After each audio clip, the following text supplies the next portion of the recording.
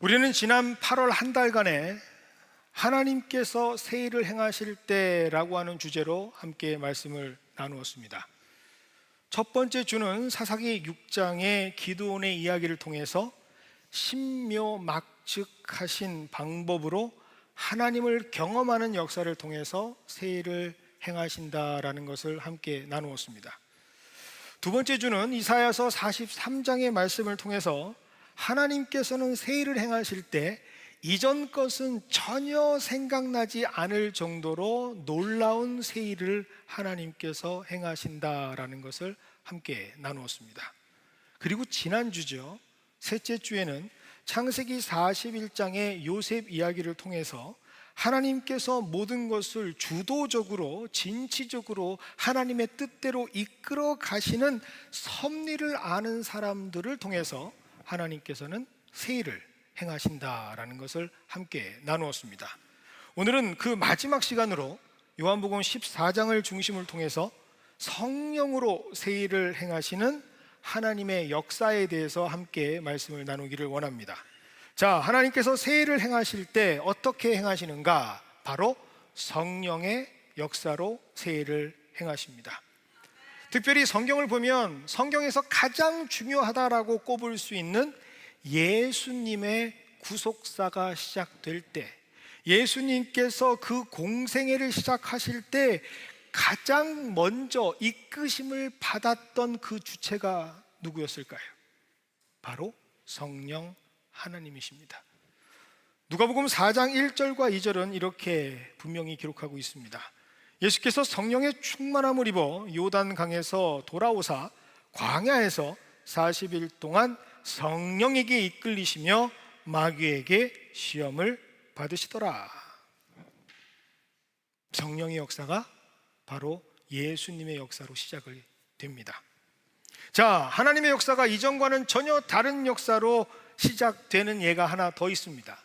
이전에는 이스라엘 민족을 통해서 하나님께서 거룩한 선민의 역사처럼 보여주셨지만, 이제는 세상에 예수 그리스도를 구주로 믿는 모든 성도들을 위한 하나님의 교회의 역사를 시작하실 때 하나님께서는 또한 성령의 역사로 시작하십니다. 이것이 바로 사도행전 2장에 기록된 내용이죠. 자, 하나님께서는 새 일을 행하실 때 어떤 일을 행하신다? 성령의 역사로 행하신다라는 말씀입니다. 자, 그런데 이렇게 중요한 성령의 역사라는 것을 우리는 알고 있는데, 과연 우리는 성령에 대해서는 얼마나 알고 있는가라는 것을 함께 나누기를 원합니다. 여러분, 성령에 대해서 잘 알고 계십니까? 사실 이 성령론이라고 하는 거, 피뉴마톨로지라고 하는 이 성령론은요, 조직신학, 시스테메틱 티올로지라고 하는 신학 계통의 한 부분에서도 굉장히 큰 부분을 차지합니다. 방대하고 아주 심오한 학문적 영역이라고 지금 많은 연구가들이 연구하는 주제이기도 합니다. 그래서 이 성령에 대해서 오늘 짧은 시간에 모든 것을 다 이야기할 수는 없겠죠. 그래서 가장 중요한 두 가지만 오늘 함께 나누기를 원합니다. 첫 번째, 성령은 과연 누구신가? 두 번째, 그 성령의 역할은 무엇인가? 이 두 가지를 오늘 함께 말씀을 나누기를 원합니다. 자, 성령은 먼저 어떤 분인가라고 했을 때 여러분들 성령에 대해서 다른 서적들을 보실 필요가 없습니다. 많은 분들이 성령에 대해서 이해하기 위해서, 공부하기 위해서 많은 신학 서적들을 뒤척이시는데 그건 온전한 올바른 모습이 아닙니다. 성령에 대해서 가장 먼저 알기를 원하실 때는 어디를 보시느냐? 바로 요한복음 14장, 15장, 16장을 보시면 됩니다. 왜요? 예수님께서 직접 그 성령이 누구이신지를 말씀해 주시고 있기 때문입니다. 복음서에서 가장 중요한 가르침이라고 한다면 제일 먼저 떠오르는 것이 마태복음의 산상수훈이 떠오르실 겁니다. 복 있는 사람은 하고 시작되어지는 팔복에 대한 이야기, 하나님의 나라는 이라고 시작되어지는 하나님의 나라에 대한 도래하실 하나님의 천국에 대한 이야기, 그리고 우리가 너무나도 잘 알고 있는 주의 기도에 대한 이야기, 많은 가르침들이 바로 거기에 있습니다. 그런데 이것과 버금갈 정도로 성령에 대한 하나님께서 행하시는 그 정의와 그 기능, 그 역할들을 알려주시는 본문이 바로 오늘 요한복음 14장, 15장, 16장에 기록되어져 있습니다. 자, 그리고 오늘 본문이 얼마나 중요한 말씀인지를 다시 한번 우리가 깨닫기 위해서는 우리가 그 당시의 상황을 집중할 필요가 있습니다. 요한복음 14장부터 16장까지의 배경, 그 배경은 어떤 것인가? 바로 예수님께서 잡히시던 날 밤에 있었던 가르침입니다. 예수님께서 사랑하는 제자들에게 마지막으로 육신으로는 이제 떠나보내게 될 상황 속에서 유언과 같은 시간에 가르쳐 주시는 내용이 바로 오늘 요한복음 14장부터 16장까지의 내용이죠. 자, 여러분이 만약에 마지막 인생을 살아가신다면, 여러분이 마지막 자녀들에게 숨이 멎기 전에 가르쳐야 할 내용이라면 얼마나 중요한 내용을 가르쳐 주시겠습니까? 아무래도 예수님께서는 가장 중요한 내용인 자신이 왜 이 땅에 오셨는지 그 내용을 가르쳐 주십니다. 죄의 삭을 대환하시고 하나님께서 구원을 주시기 위해 십자가로 가셔야 되는 이야기를 그들에게 말씀하신 것이죠. 그런데 거기에서 그만두시는 것이 아니라 예수님께서 이제 부재 중이실 때, 예수님께서 이제 천국으로 승천하시고 난 이후에 예수님이 없는 상황에서 그러면 제자들은 어떻게 살아가야 하는가라고 하는 내용을 또한 가르쳐 주십니다. 즉, 예수님께서 돌아가신 이후에 어떻게 믿는 자들은 살아가야 하는가, 예수님의 제자로 어떻게 한 번도 살아보지 못했던 인생을 살아갈 수 있는가라고 하는 것을 미리 준비하시며 가르쳐 주시는 것이죠. 자, 그렇다면 그때 상황과 내용이 그렇다면 이 말씀은 우리에게 굉장히 중요한 말씀으로 다가올 수밖에 없습니다. 당시의 요한복음만 중요한 것이 아니라 그 말씀이 우리 지금 신앙생활하는 우리에게도 굉장히 중요한 말씀이 된다라고 하는 사실이죠. 왜요? 예수님께서 지금 우리와 육신적으로 함께하고 있지 않기 때문입니다. 그때 예수님께서 함께 하셨던 제자들은 예수님이 승천하신 이후에 이제 예수님이 없는 상황에서 어떻게 살아가야 될지 모르는 상황 속에서 예수님이 이들을 위한 말씀으로 주신 내용 중에 하나가 뭐라고요? 성령이기 때문입니다. 오늘 말씀 함께 보겠습니다. 16절입니다. 내가 아버지께 구하겠으니 그가 다른 보혜사를 너에게 주사 영원토록 너희와 함께 있게 하리니. 자, 누가 요청하고 계십니까? 지금 성령이라고 하는 보혜사라고 하는 분을 누가 요청하고 계십니까? 성자이신 예수님께서 성부이신 하나님께 요청하고 있는 겁니다. 왜요? 꼭 필요하기 때문이죠. 더 이상 내가 육신적으로 함께 할 수 없는 상황들을 미리 아시고 그 부재 중 그 빈 공간을 채워야 하는 분으로 누구를? 보혜사를 지금 요청하고 계시기 때문입니다. 지금 우리와 마찬가지 아니겠습니까? 여러분, 우리가 예수를 믿는다고 하지만, 여러분 예수님과 함께 동행한다고 하지만, 여러분 실제로 예수님과 손을 잡고 지금 신앙생활 하십니까? 육신적으로 여러분과 예수님이 지금 함께하는 삶을 살아가고 있습니까? 아니요, 우리는 사실 그렇게 살지 못합니다. 그러니 당시에 예수님과 함께 하시지만 예수님이 승천하시고 하나님께 올라가신 그 이후의 상황과 지금 우리의 성도들의 상황은 똑같다라고 할 수 있겠죠. 그러니 그들에게 하신 말씀이 지금 우리에게도 굉장히 중요한 말씀이 될 수밖에 없습니다. 그런데 그 상황 속에 예수님께서 말씀하시는 성령이라는 그분이 대체 어떤 분이시길래 예수님의 빈자리를 채워 주실 수 있는 것일까?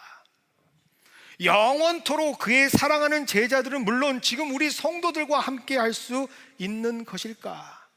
우리는 이것을 분명히 알아야 되겠죠.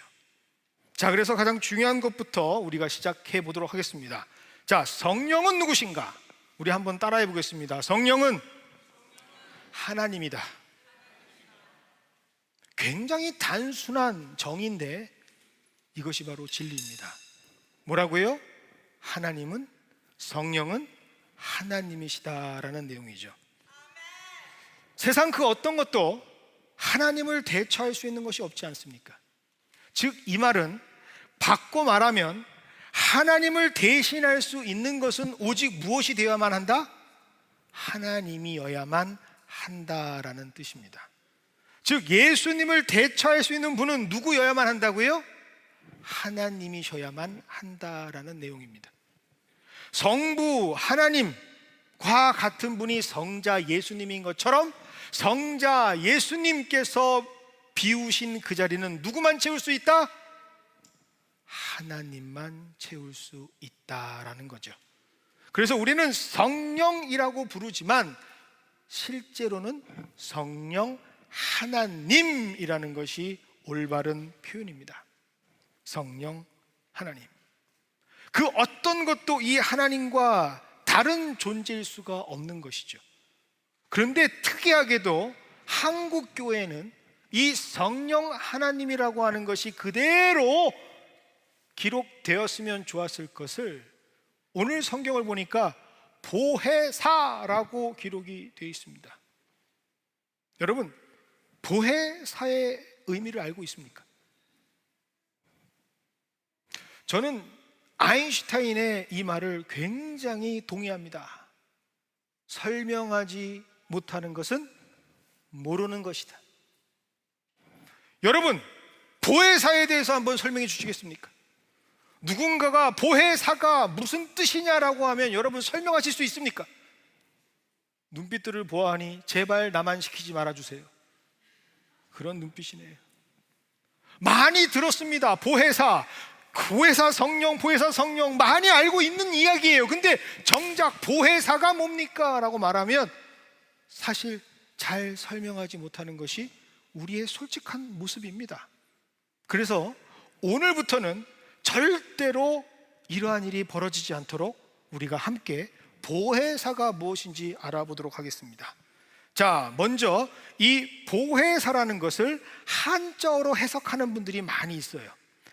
한자 그 뜻대로 보호할 보, 은혜해, 스승사로 써서 제자들과 성도를 보호하고 은혜를 주시며 가르쳐 주시는 분이라고 설명하는 사람들이 참 많습니다. 그런데 얼핏 들어보면 보혜사가 그렇게 이해되는 것이 큰 무리가 없어 보이는 것처럼 보이지만 사실 그것은 엄청난 오해를 가져올 수가 있습니다. 왜요? 잘 들으십시오. 한자어로 해석을 할 때에 은혜로 보호하는 스승이라고 하는 순간 하나님이신 성령님을 피조물인 존재로 만들어 버릴 수 있다는 것이죠. 하나님을 스승, 선생으로 격하시켜서 말할 수 있는 겁니다. 여러분 정확히 하셔야 돼요. 그래서 이것을 사용하고 있는 아무런 꺼리낌 없이 그것을 쓰고 있는 곳이 있습니다. 어딜까요? 보혜사 이만희 선생이라고 얘기하고 있는 신천지 이단입니다. 그들은 한자어로 해석하면서 하나님과 인간을 동일시 여기는 도구로 사용한다는 거죠. 보혜사는 절대로 그렇게 이해되거나 설명될 수 있는 단어가 아닙니다. 그런데 왜 성경은 보혜사라고 기록하고 있는 것일까? 자, 이것을 위해서 우리는 역사적으로 먼저 살펴볼 필요가 있습니다. 대한성서공회 자료를 통하면 우리가 처음으로 사용했던 조선어 성경은 1887년 완역된 신약인 예수 성교전서입니다. 예수 성교전서, 그때는 그렇게 불렀답니다. 그런데 문제는 이 전까지는 1887년 이전까지는 모든 기독교인들이 어떤 성경을 봤느냐? 한자 성경을 봤다라는 거죠. 한문 성경을 보았습니다. 자, 그러면 이 한문 성경은 언제부터 시작됐느냐? 중국 성경 번역사를 한번 찾아가 봐야겠죠? 중국 성경은 1700년대로 거슬러 올라갑니다. 그 1700년대 한자로 보혜사라고 번역이 된 것이죠. 왜 그렇게 번역이 되었느냐? 중국 번역 당시에 그 당시 선교사들은 이 뜻이 분명하게 그 뜻대로 번역이 되지 않을 때 그 음을 그대로 번역하는 번역을 채택을 했습니다. 그것을 뭐라고 얘기하냐면 음역이라고 말합니다. 다시 말씀드리면 음이 나는 대로, 한자가 그 음을 가지고 있는 대로 외국어 그대로 표기하는 것을 음역이라고 말하는 거죠. 이거를 이해 못하시는 분들이 있어서 제가 아주 이해가 빠를 수 있는 예를 하나 드리겠습니다. 여러분, 코카콜라 아시죠? 코카콜라 모르세요? 예, 이 코카콜라가 중국어로 표기가 되면 가구가락이 됩니다. 근데 그 뜻은요, 입을 즐겁게 하는 음료라는 뜻이에요. 그러니 굉장히 타당할 것 같죠? 그런데 그래서 가구가락이라고 해석하는 게 아니고요, 코카콜라와 가장 비슷하게 발음이 나는 대로 한자를 갖다 붙인 거예요. 그러니 제가 저기 써놓지 않았습니까? 코카콜라, 가구가락. 뜻만 보면 와, 코카콜라를 잘 해석해 놓았네 라고 생각할 수 있겠지만 그게 아니에요. 뭐라고요? 코카콜라랑 가장 흡사한 발음을 위해서 코카콜라 라고 해놓은 거예요. 이게 음역이랍니다. 자, 이거와 똑같은 상황이 벌어집니다. 본문 말씀에 성령이라고 하는 헬라어 단어 파라클리츠를 그냥 음역으로 그대로 표기한 거죠. 그러니 파라클리츠를 그 한자대로 표기하다 보니 우리가 볼 때는 보혜사지만 중국어로 보면 파오페이스 라고 표기를 한 것뿐입니다. 그러니 보혜사는 뭘까요? 원어 그대로 성령이라는 뜻이죠. 이것을 그 어떤 것으로도 풀어낼 수가 없습니다. 거룩한 하나님, 하나님의 영이라는 것입니다. 성령은 그 어떤 것도 대신할 수가 없습니다. 뭐라고요? 거룩한 하나님의 영, 하나님이라는 뜻입니다. 요한복음 16장 7절과 8절에 이렇게 기록하고 있습니다. 그러나 내가 너에게 실상을 말하노니 내가 떠나가는 것이 너에게 유익이라. 내가 떠나가지 아니하면 보혜사가 너에게로 오시지 아니할 것이요 가면 내가 그를 너에게로 보내리니 그가 와서 죄에 대하여 의에 대하여 심판에 대하여 세상을 책망하시리라.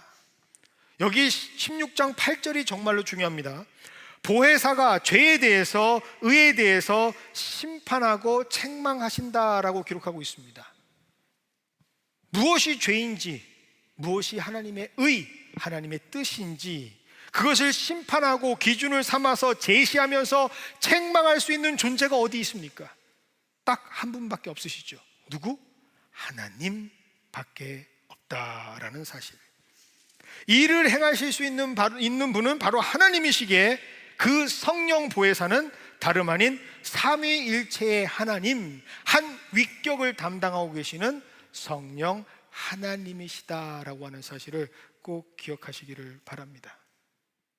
그래서 역사적으로는 분명히 존재하셨지만 지금은 승천하셔서 더 이상 이 땅에 육신으로 함께 하실 수는 없지만 여전히 영으로 함께 하셔서 그 예수님의 빈자리를 같은 예수님의 은혜로 채워주실 수 있고, 영으로 임재하시는 그 하나님 되시는 분이 누구라?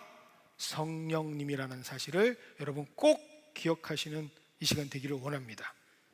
그러면 그 성령 하나님께서 무엇을 행하시는가? The function of Holy Spirit, 성령님의 역할, 기능은 무엇인가? 함께 말씀을 나누기 원합니다. 17절입니다. 그는 진리의 영이라 세상은 능히 그를 받지 못하나니 이는 그를 보지도 못하고 알지도 못함이라. 그러나 너희는 그를 아나니 그는 너희와 함께 거하시며 또 너희 속에 계시겠음이라. 자, 여러분 17절을 한번 주목해 보십시오.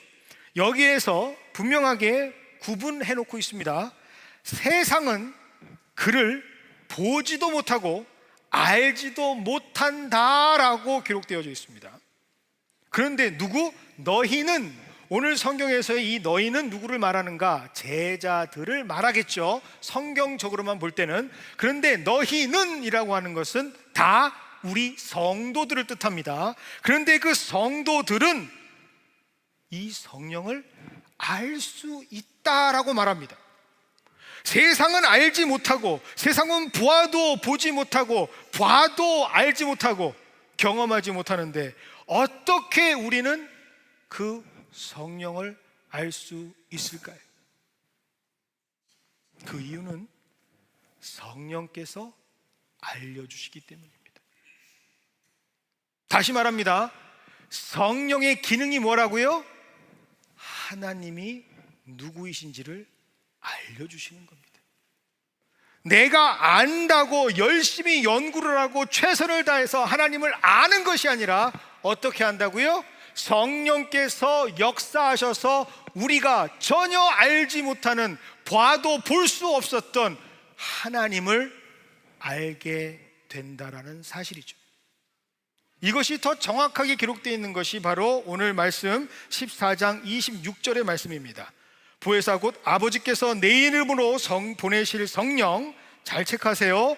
그가 너희에게 모든 것을 가르치고 내가 너희에게 말한 모든 것을 생각나게 하리라.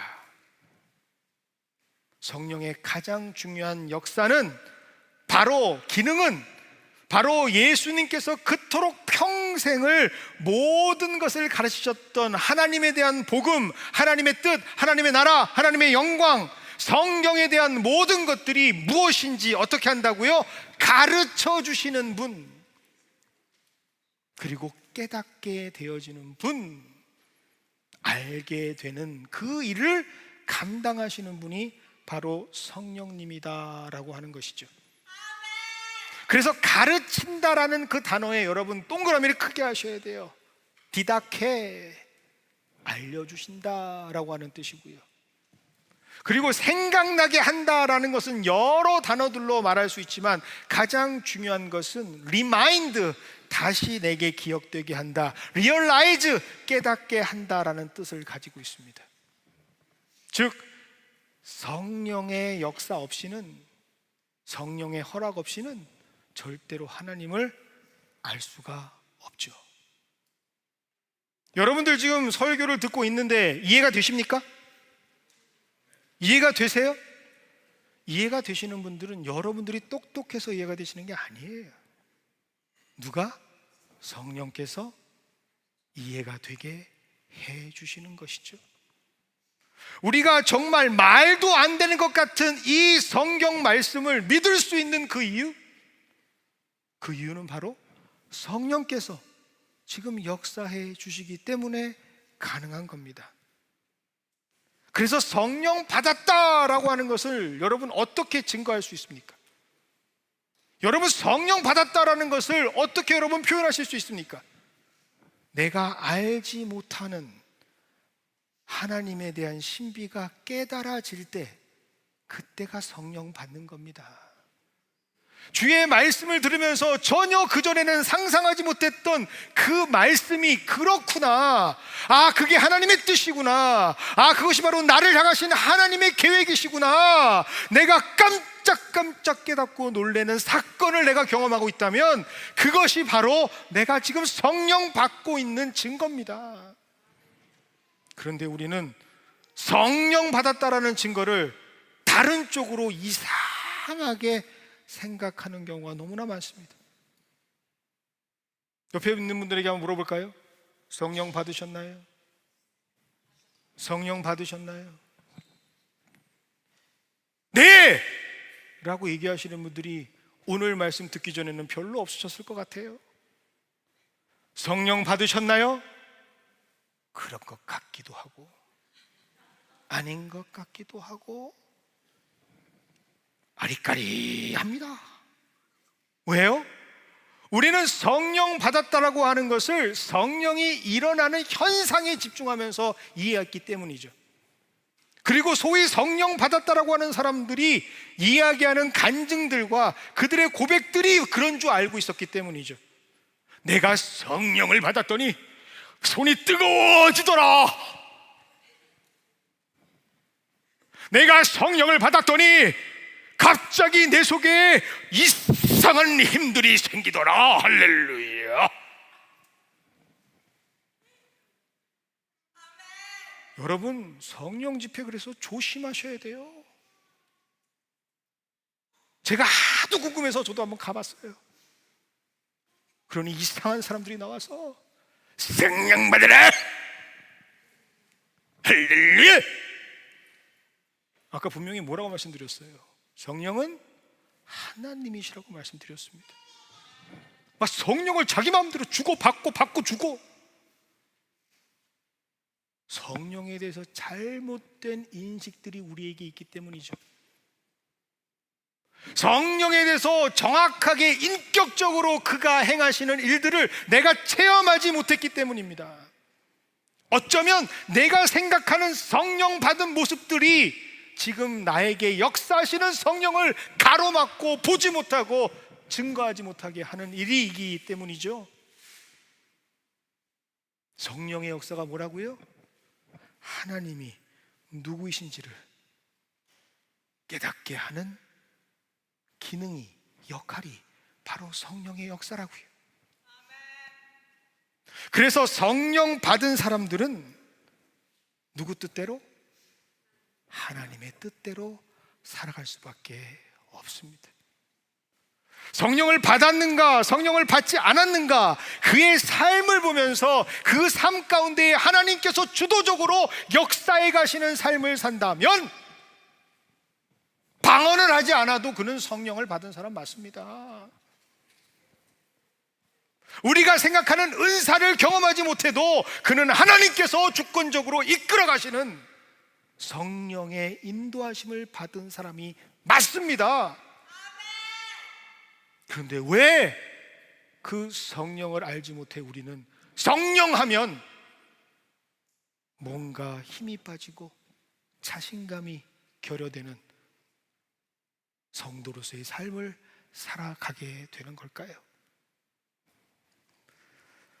하나님께서 성령을 허락하실 때 그 은혜를 입은 사람들의 삶은 그래서 절대로 자기 뜻대로 살아갈 수가 없는 삶을 살아갑니다. 왜요? 성령께서 역사하시는 삶이니까요. 성령 받은 사람의 자존심이 어디 있습니까? 성령 받은 사람이 어떻게 이기적으로 살아갈 수가 있겠습니까? 자기 아들까지도 내어주시는 이타적인 성령 하나님께서 이끌어 가시는 성부 하나님의 역사가 내 안에 그대로 흔적되어지는 삶이 지금 역사되는데 어떻게 나만 위한 이기적인 삶을 살아갈 수가 있겠습니까?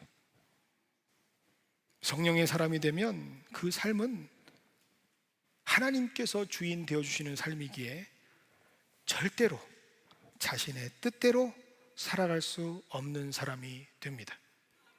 이것이 바로 갈라디아서 5장 22절 그리고 26절까지 기록되어 있는 성령의 역사입니다.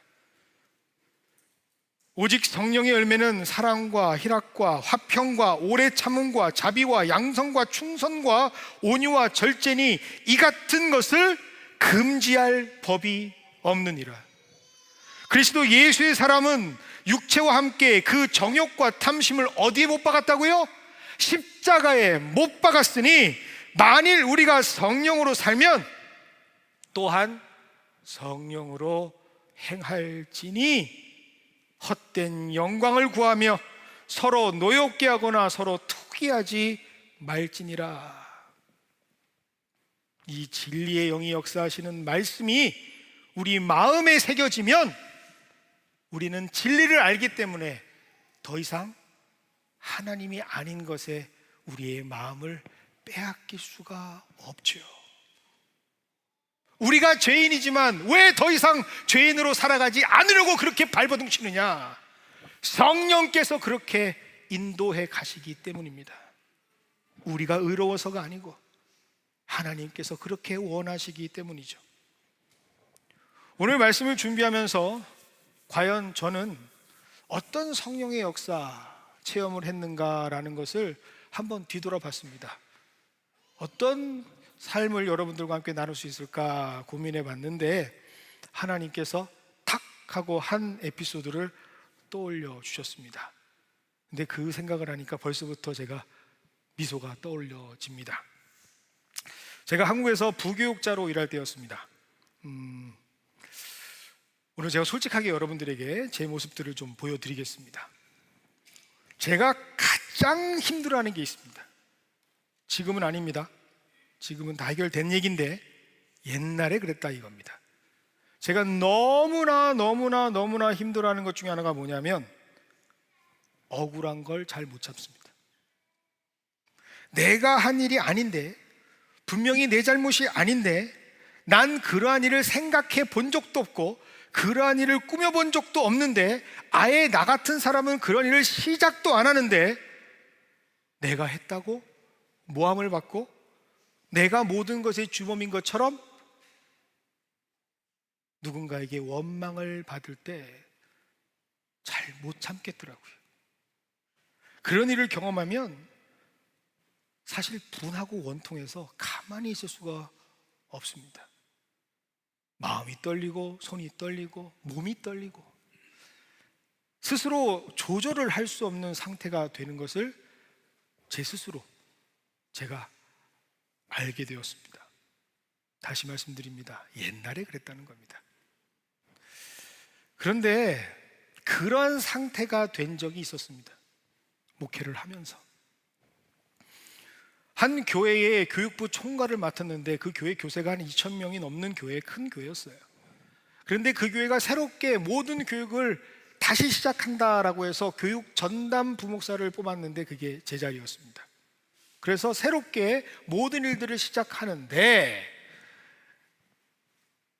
그 부장을 맡고 계셨던 안수 집사님하고 제가 좀 갈등이 있었습니다. 지금까지 해오셨던 그 역사가 좀 더 기억되기를 원하셨던 것 같아요. 이제 새롭게 들어온 목사보다는 지금까지 함께 하셨던 분들이 더 주목받는 것을 원하셨던 것 같습니다.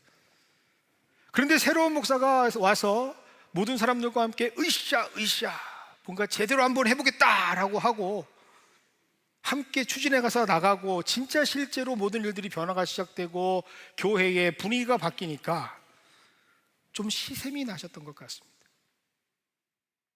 그래서 말도 안 되는 이야기들을 하기 시작하세요. 저건 미국 교육이다. 유학파 교육이다. 미국 사람이다. 어딜 봐서 제가 미국 사람으로 보입니까?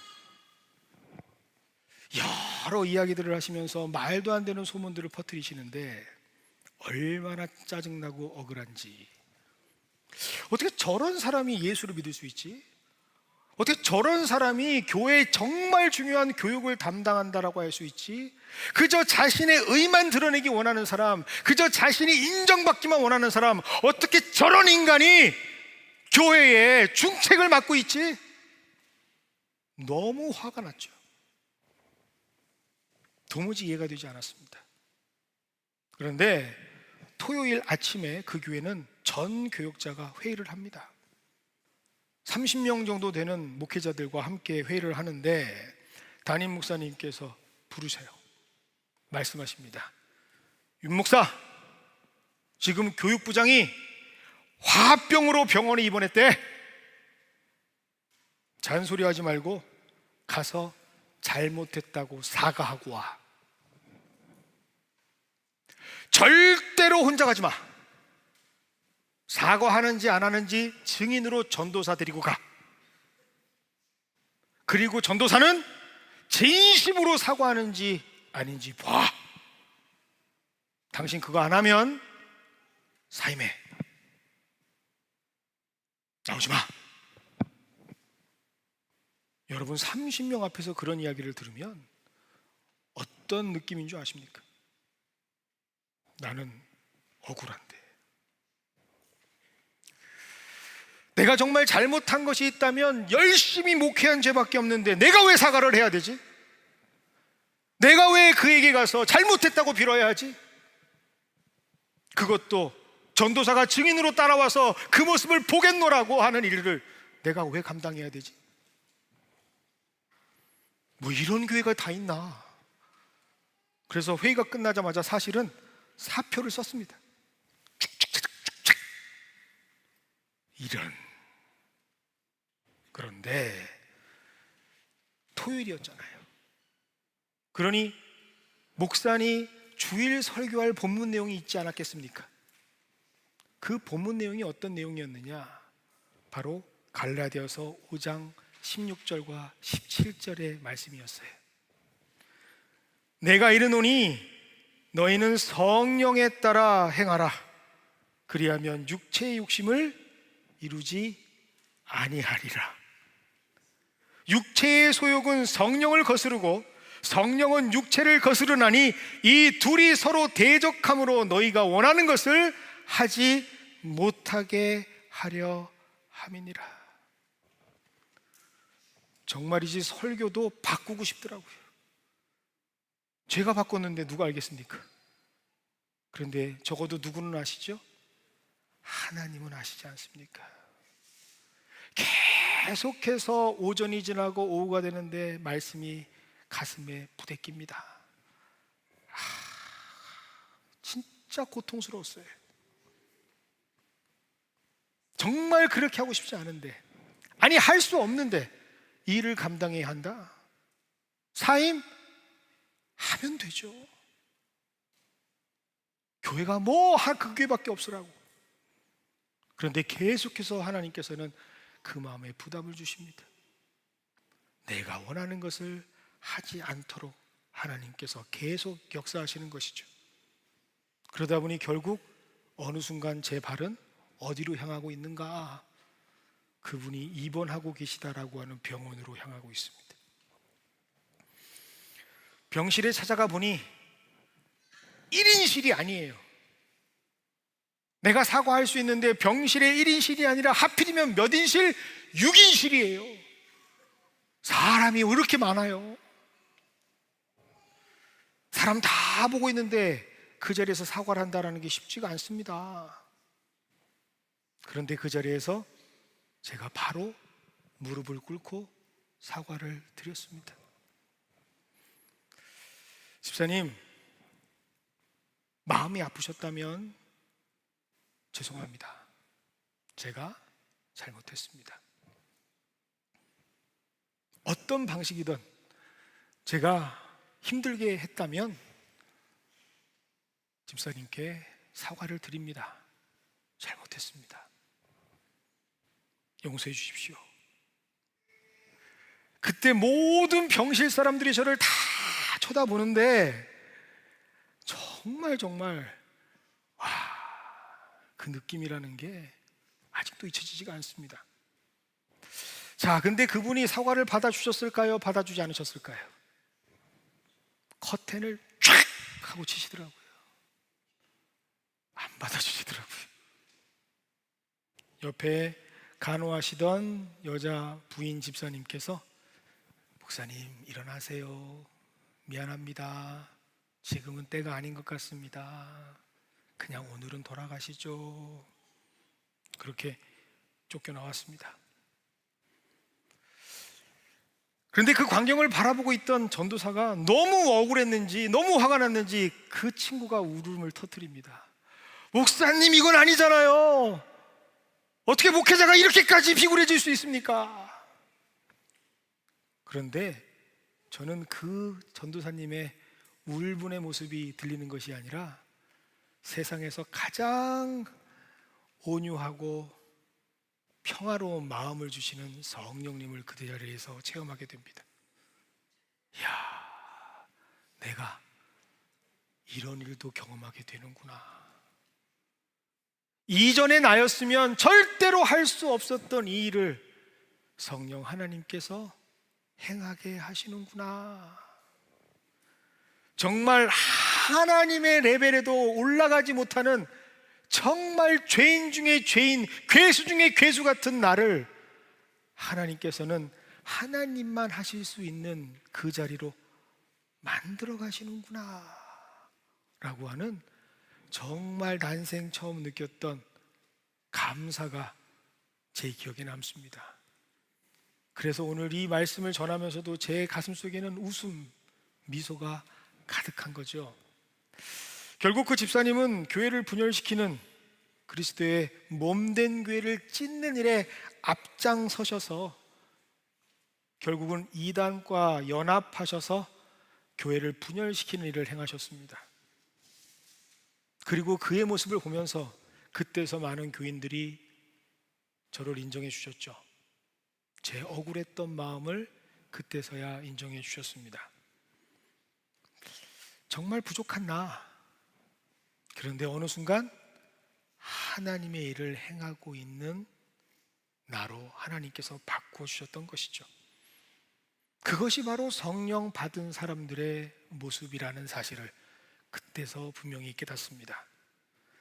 많은 사람들은 말합니다. 교회가 점점 힘을 잃어간다. 많은 사람들은 주저하지 않고 손을 들어서 손가락을 교회에 향하면서 어떻게 저런 사람들이 다니는 것이 교회인가 라고 비판을 합니다. 어쩌면 그것이 사실일 수도 있습니다. 오늘 말씀을 보니 21절에 이렇게 기록되어 있기 때문이죠. 나의 계명을 지키는 자라야 나를 사랑하는 자니 나를 사랑하는 자는 내 아버지께 사랑을 받을 것이요 나도 그를 사랑하여 그에게 나를 나타내리라.